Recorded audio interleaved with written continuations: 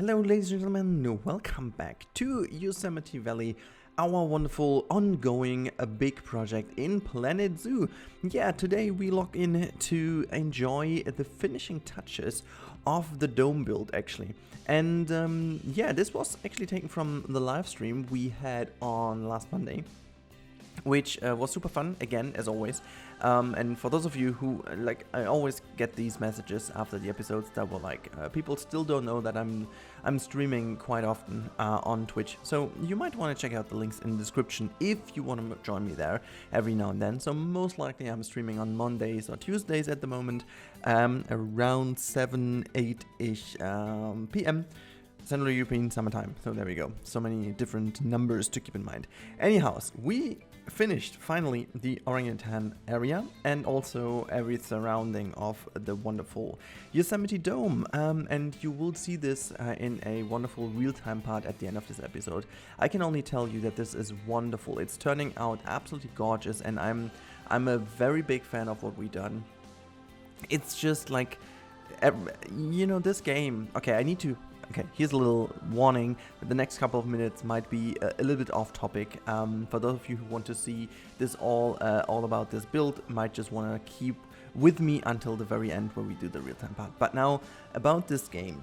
There is one very rewarding thing in Planet Zoo. I think you guys also noticed me complaining a whole bunch about various things in the game every now and then, and like especially when it comes to traversable area and the movement and stuff like that. In general, this is complaining on the potentially highest level possible. We have some things like this over here, which you have seen on the screen, with some traversable area which is floating due to some form factors of some pieces in the game, which is mainly down to their hitbox, but this is a topic for another one. Now, there is still something in the game and about this game which is incredibly rewarding for me, and also this is one of the reasons why it's so hard for me to get back into Planet Coaster, for example. The game is for me personally is absolutely rewarding, incredibly rewarding, because as you can see on the screen, I'm just building in real time this nesting or the bedding here for the orangutan, and while I was building, this one orangutan came over. It has never been in that area before, people from the stream can confirm, and it just went there and took the bedding, and it's just like, it is so incredibly relieving and rewarding when you see the animals really using the structure you just built in a few seconds on your own with the pieces available in the game, random pieces that can be used for an individual build that no one else might ever do, and the animals can just use it. So with every given and most likely absolutely correct and valid criticism we do have about this game, it is the one thing that we all need to notice. It is still a very crazy and great achievement. I mean, yes, put aside that there's a lot of floating, a lot of glitching and stuff going on, but the overall rewarding mechanism in here is incredible, that the animals can basically use everything you give them.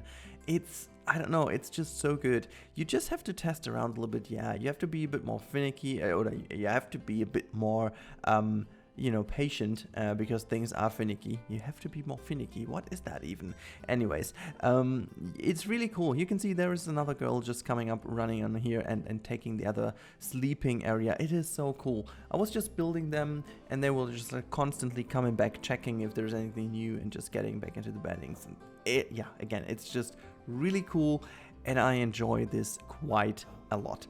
Now, there was a bit of a, I don't know, it was a bit of a weird thing to do, because I wanted to build this as a backstage area for the animals, but it will turn out, spoilers ahead, it will turn out to be a viewing gallery for the guests, and I think it's maybe what I'm already planning ahead over here. I think it is.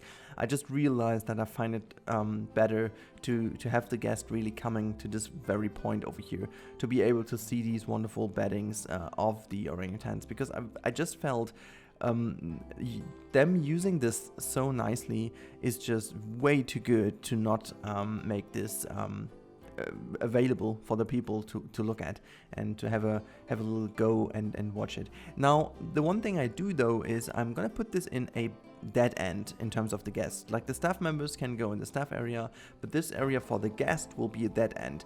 The reason why I'm doing this is I want to make sure that maybe not too many people go in here, because as you would do this in a real life zoo, sometimes they do have some really nice viewing spots of animals pretty much in a dead end, because they know that not everyone is gonna get there, because you know it's not like the most convenient way to go. You would rather go into another area to catch some other animals and, you know, spend your time well and whatever. But these areas are most likely very rewarding when you get there.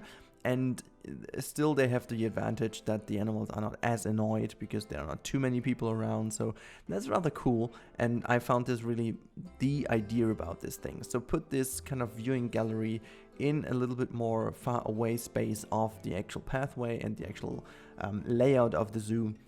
I really think this is a nice thing to have. I just in general believe that this is really cool sometimes to go into these kind of special things that you wouldn't see or kind of wouldn't think about in the first place, because it's not that common knowledge, or it's not like something you would just kind of figure out by just looking at some images or stuff like that. You really have to dig a bit deeper into zoo design and just like park design in general, which is pretty cool if you ask me. But yeah, so you can see this is where I am now starting to put together this building here a bit more. It's starting to look like a finished and clean building, if you ask me. It kind of was a little bit of a pain point in my eyes. I kind of still could see that all the time, and I don't know, it was just a little bit of a weird thing to have there. So I was rather happy when I finally moved on and finished this building. Like, you know, at the end I'm gonna throw in a bit of foliage and it will immediately look so much better. But yeah, I'm really, like, after my Sky Garden series, which is just ended yesterday, so in case you haven't caught on that one, the episode is online, you can check it out, and it is on my channel or in the playlist. You can just watch the 10 episodes of Sky Gardens if you want. And I think it's very cool that I also finished the dome now in here, so it's basically the weekend of finishing the South America pack, if you ask me. And I'm already down for a new one, if you ask me. So Frontier, if you're listening, it's now time, okay? I finished everything with the South America pack. I can have a new one now, please, thank you. I'm just kidding. It's insane. Like, honestly, I didn't think it would take that long until I've really done everything about the pack, but now I kind of figure I have.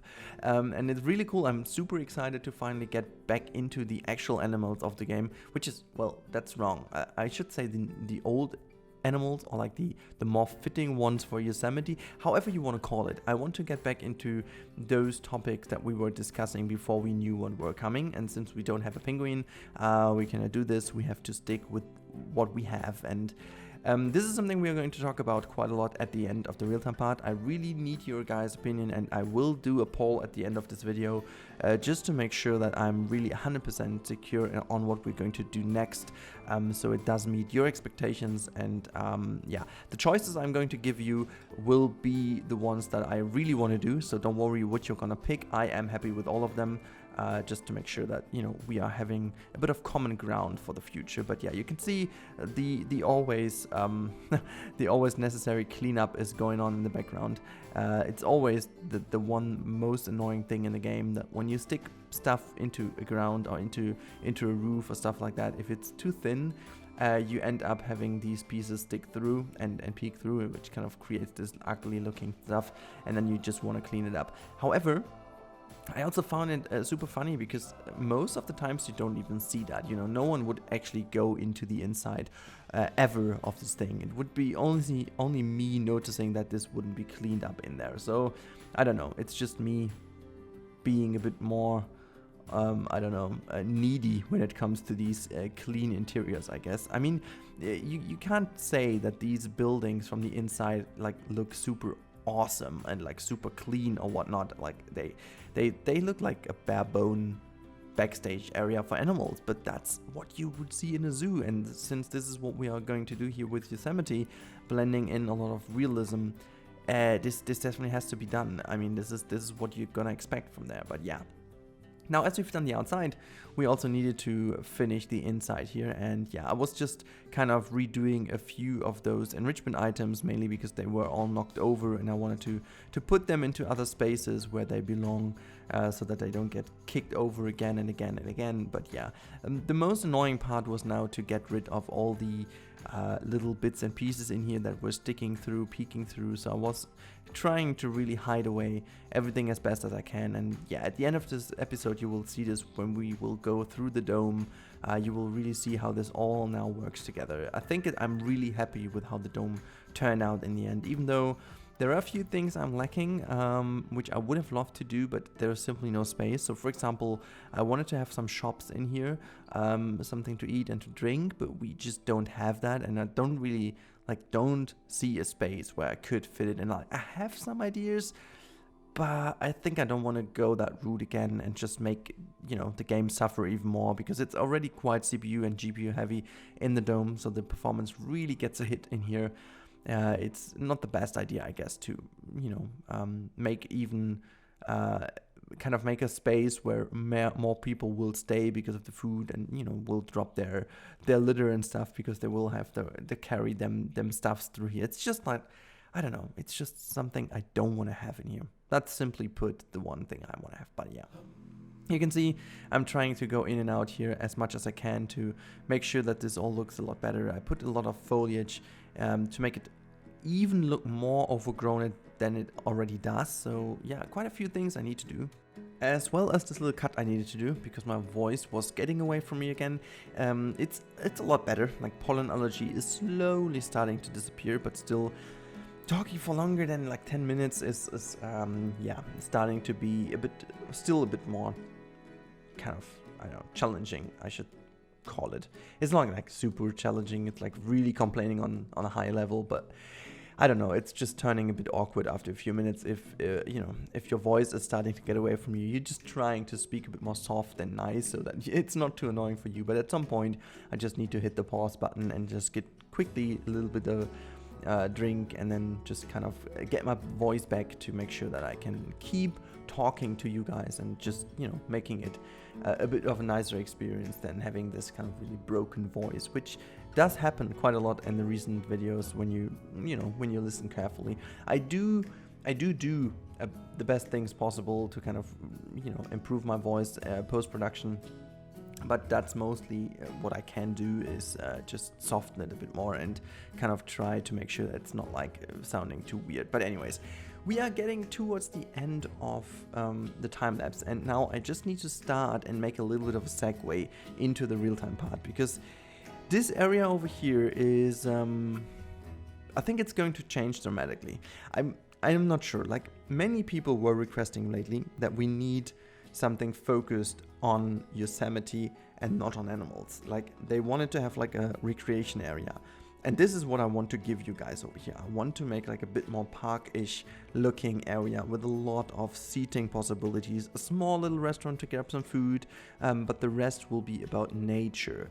And I guess it's really important to have that here, because we do have the habitat for the black panther, or respectively the jaguar, which is just over here to the other side. So it will make people go here, so we don't have the problem that people wouldn't necessarily go here. We also have the other side of the bison habitat, but maybe this is going to change. I'm not entirely sure, but I will have to look into that. I'm gonna explain this now in a few minutes in the live part, but for now, this is the end of the actual time lapse, and I really hope that you guys are gonna stick with me now. God, I'm just missing out on some words. Anyhows, I hope you're gonna stick with me for the rest of this time lapse, and then also obviously for the real time part, because I will definitely need your feedback. So now let's go on and talk to each other after the cut.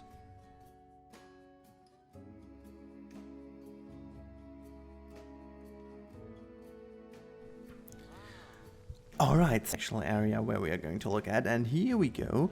This is now the look towards the domes. I'm going to try to move slowly to the left before we then go into the domes. Now, the performance, as I said, is still very okay. So at the moment I am running at solid 50 FPS, like it's no big deal at all. Fun story though, on the left hand side over here, that's the first time I'm seeing that now in game. This is the sky track of the in-game gondola used as a little wall, and I'm really like surprised how well this works. Like this kind of metal shine looks almost like a little bit of a painted concrete. I think I like this quite a bit. It was just a test in the live stream though, but I think I like it a lot. Now, before we go into the actual dome, let me just go to the right hand side and show you the two viewing galleries a little bit more from over here. I think it's kind of cool. It drags your attention.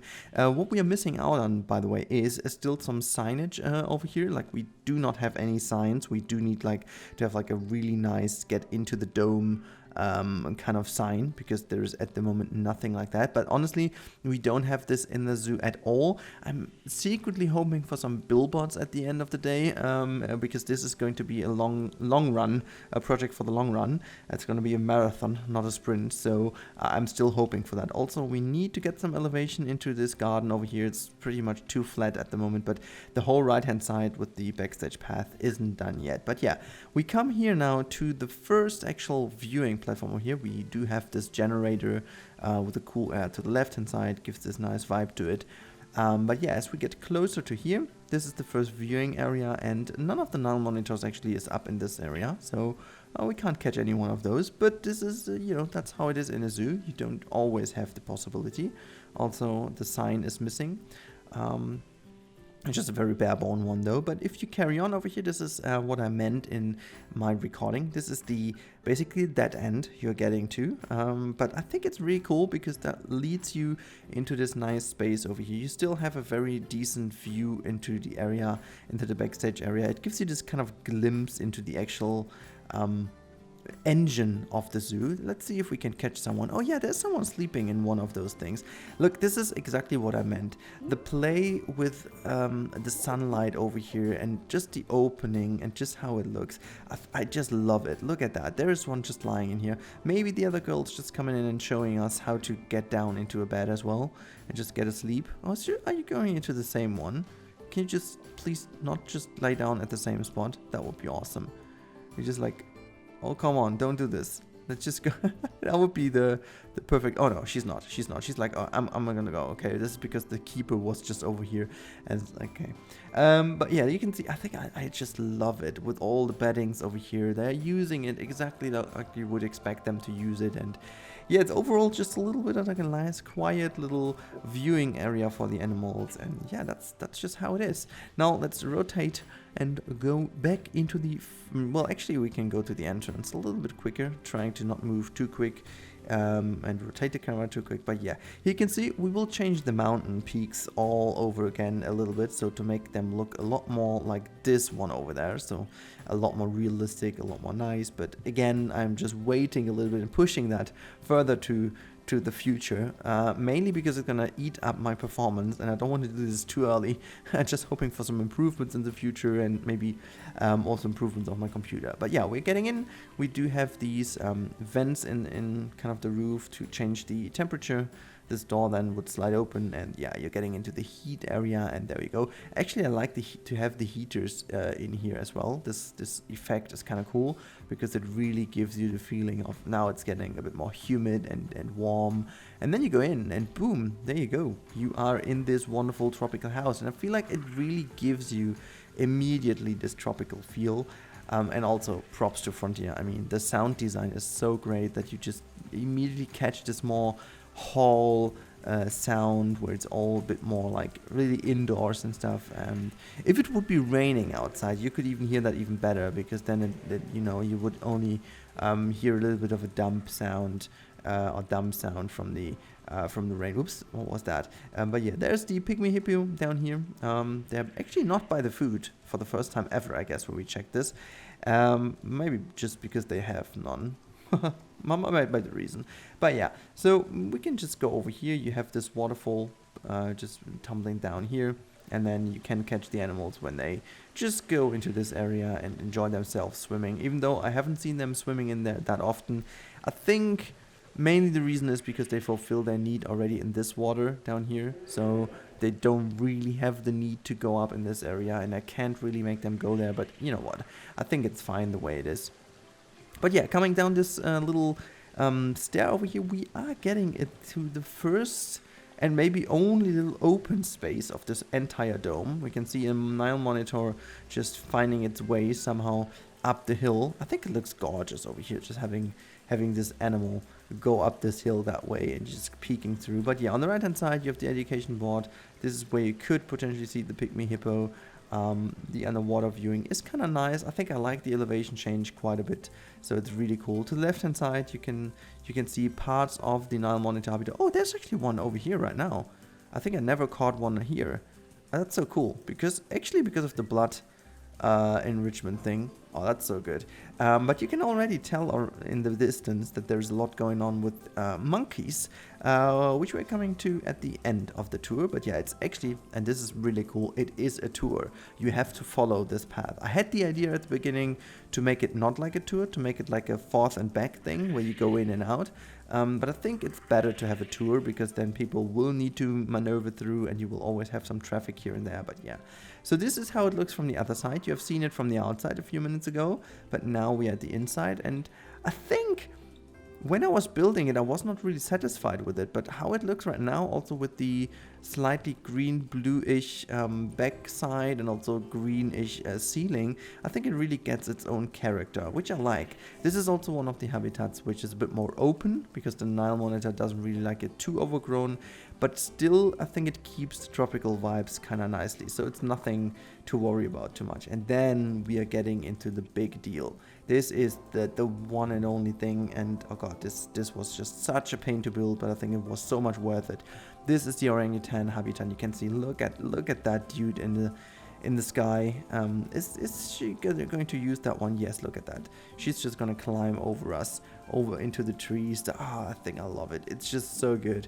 It's so cool. It just gives you this wonderful vibe of what is going even on here. It's such a huge dome, and the animals can climb above your head, and yeah, just enjoy their time. You can really see how they're enjoying their habitat, even though it is, well, technically for the game it is too small, but they can just use it. And now with them having a proper little backside area, look at that, there is one of the animals. No, is she? She's not taking advantage of sleeping here, but now they will all run there because there's some food. Now prepare for, everyone is getting there to get some food. But yeah, so we're gonna continue our tour. You can see to the left hand side, I think I like it. It's almost like feeling like in a canyon here. We need to move to the left hand side, and then there is some more to discover in here, which is pretty cool indeed. Now you have all these fences here to make sure that the animals do not escape, even though you would need some proper netting here, but since we don't have it, I just don't do it. But yeah, there is another area which we're going to just go to, because we have one more little treat for the guests. It's the only thing that is misleading from the actual tour, but oh my lord, why can I not go up here?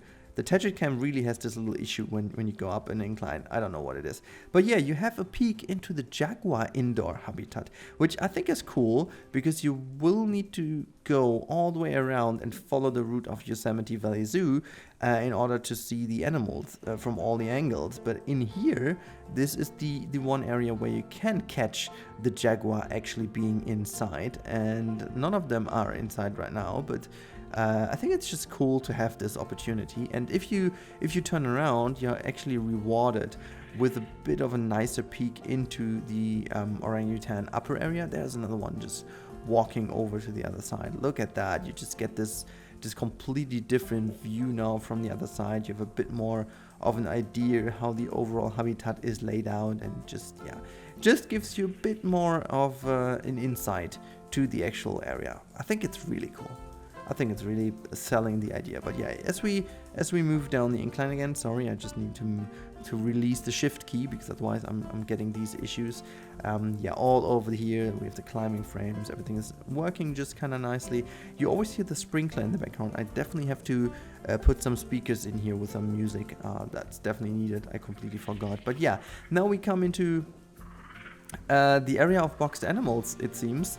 I'm gonna quickly change this, and then I'll be back with the recording. Alright, we are back, and I just figured that we do have a little bit of an issue. I think the latest update that Frontier released a few days ago changed a little bit about the traversable area, or at least for the capuchin monkeys, because they do seem to be able to get to different spaces now inside the habitat, which they haven't been able to beforehand. So I definitely have to check if it works. However, what I can tell though is, and I think it just happened, right? Yeah, there you go. For whatever reason, there seems to be a change about the elephant grass, and the animals can go over here. They do not escape. It still works with the trick, but yeah, they can get on top of this elephant grass now, which is a bit unfortunate. But overall, one thing that I do like is that it also seems that they do move a little bit better over here. They were a bit like floaty when it comes to this area, but it seems that they changed. Maybe they changed something about the overall. I think they did. This looks a lot better in this habitat. Like it was always good, but it looks a lot smoother. I'm not sure what they're doing over here, but it looks really okay. This one is floating all the way. Yeah, I really have to investigate what exactly is happening here, but it seems that they changed a little bit about this, which is unfortunate. But yeah, as we exit the dome, I just saw that here is a little bit missing I need to do. But yeah, so this is the area I haven't really finished yet, but as we come out, the path layout changed already a little bit, and there we go. This is now the outside of the dome of the other side. Now this is where the magic is going to happen next, and this is going to be what you guys were asking for. And now for this little bit of this video, I'm going to change back into the normal camera. Here we go. So we're just gonna move there again. Here we go, we are on the outside. Now, this is a little bit reminiscent of the domes itself. So you can see these three round shapes, kind of resembling the dome in its shapes. Not exactly the same, but like I wanted it to have it. And these are like kind of some seating areas. We will make some canopies over them and kind of integrating this lake a bit nicer into the overall environment. So it almost looks like these are floating above the water. It should give us some cool little light and atmosphere place, I should say it. It kind of, yeah, I think it really would be working well with some reflections and stuff that could actually look dope. But yeah, the big question, guys, is now, what are we going to do with this area? Like, I have a whole bunch of stuff in mind. Many people were requesting stuff like a Grizzly Reintroduction Program or like the timber wolves and stuff like that. My biggest issue about this is that we do have the bison habitat over here, which is quite a pain to edit. However, I can imagine to push this back a little bit. Like we could actually scrap this entire area over here, just like completely rip it apart, so we do have this entire area to build like something really like a park, you know. I could imagine like having like a sawmill here, or maybe even like something with the water, so that we do have like a water wheel kind of stuff down here. I think it would also kind of give a nice look over to the other side. So we have the water wheel and could have like a restaurant added to the water wheel, and then yeah, just make this area, turn this into like a natural recreation area that stands here, that was always there and is not turned into a habitat. But I really want to know what you guys think about this, if that's a cool idea or not. Otherwise, I will put down now to the top right, there will be a little bit of a poll going on what we should do next. And this is obviously one option, to turn this area into a proper recreation area. The other two things I'm quickly going to talk about, because these are now options to choose from what is going to be done next. But it's not an option if not. These will all be done, but the question is when and what else next, okay? So we will have 4 options in total. So this is the first option, as I said, the water wheel recreation area. And then we have 3 options that are almost, well, identical, because they are bringing in something completely different to this whole series, but they have 3 totally different approaches. Now, The first one is being the African elephant, and this was the biggest issue, how we will integrate the elephants. And the African elephant would get like a proper, like blueprint-ish designed habitat, which is taking into consideration that they basically destroy all the plants and stuff. So we will work with like raised planters and stuff like that, so really kind of trying to bring in the African area. And that was, I think, mainly would sit on here on that island, I guess, in the middle, kind of trying to incorporate also the water as best as I can, so the elephants can use the water and would give some nice looks. And it would also pair nicely with the lions, because that's like Africa kind of pairing, because that whole area over here is kind of Africa, because we also have the cheetahs over here. Now thinking like having the elephants go here and maybe some giraffes and zebras down here, just below the Yosemite Dome. I don't know, half dome. This could be one thing. Then we also have, as I said, the Grizzly Reintroduction Program. Now the biggest issue I had about this area is that the whole mountain face is too steep. So one area that I'm absolutely not happy with is this entire area. And what I was already thinking is to build like a really gentle slope towards this top of the mountain. Also that casts the light a little bit more natural and not as heavy as it is over here. And then kind of turn this into the reintroduction program for the grizzly bears actually. So it's gonna cover like a huge area, but I think it would actually be worth it. And the fourth one would be the timber wolves that get a certain habitat, but definitely, no matter where we do it, but if we decide to go for the grizzlies on the left hand side, the timber wolves need to get the right hand side, because I don't want to have them close to each other. So they might just go over here and get some caves and maybe some other stuff with the mountains. But yeah, as now more than half of the zoo is filled, I think it's really time to think about more careful about what we do. And yeah, I kind of let loose about the idea of making the highway go through. I think I just don't do it.